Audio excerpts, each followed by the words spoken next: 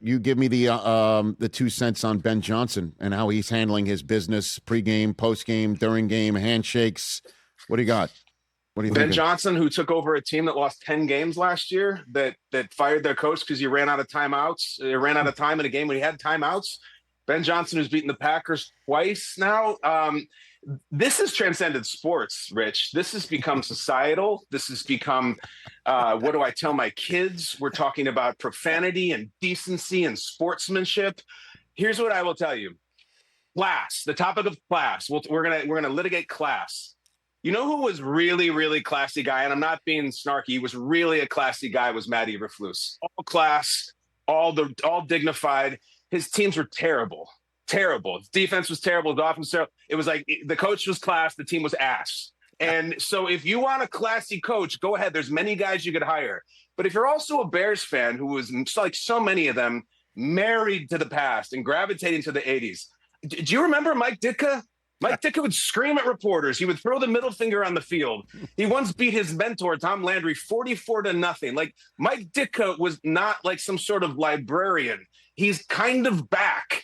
And I really, really like the rivalry. I like the hatred. I also liked it for the Packers when their franchise quarterback stared at ticket-holding Bears fans and said, I've bleeping owned you my entire life. I loved that. And I love that Ben Johnson is doing the handshake, that he's saying bleep the Packers, because it's working. And he can do whatever the hell he wants. I'm not worried about my kids. I'll handle my kids. He can handle the Bears, and he's handling them beautifully. Yeah, giving out free Wiener Circle dogs, taking off Damn his right. shirts. And that's the way I look at it, is that he may be, not your cup of tea, but if he's on your side, you're damn straight. You're sipping all the tea and you're drinking all the Kool-Aid you possibly can. Certainly, he's basically talking to you. He's talking to you. He's talking to Chicagoland. He's talking to Bears around the world when he's saying that.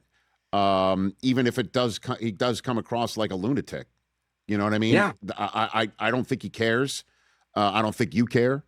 And I think the Bears are hosting the Rams one step away from potentially, if the Niners pull something off, hosting them for an NFC championship game, if not maybe going to Seattle and going to the Super Bowl. It's real and it's spectacular, It's all there, and you nailed it. And they are real and they are spectacular.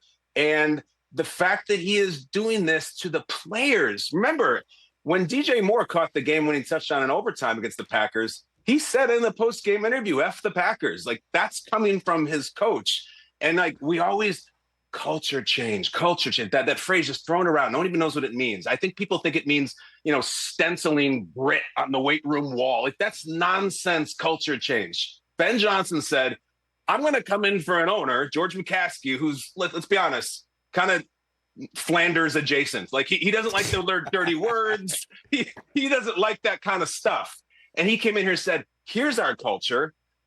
Leap the Packers, stencil that on a wall. I'm going to beat those guys. And it's working, and he's done it. So it's not for everybody. It's R-rated.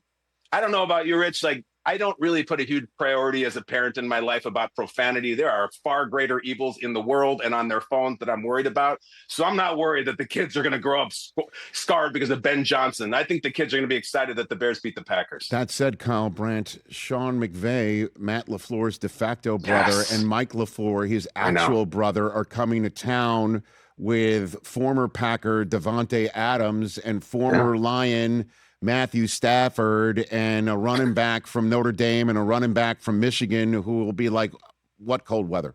You know what I mean? Like, this is it. Yeah. This is happening, Kyle, on Sunday night.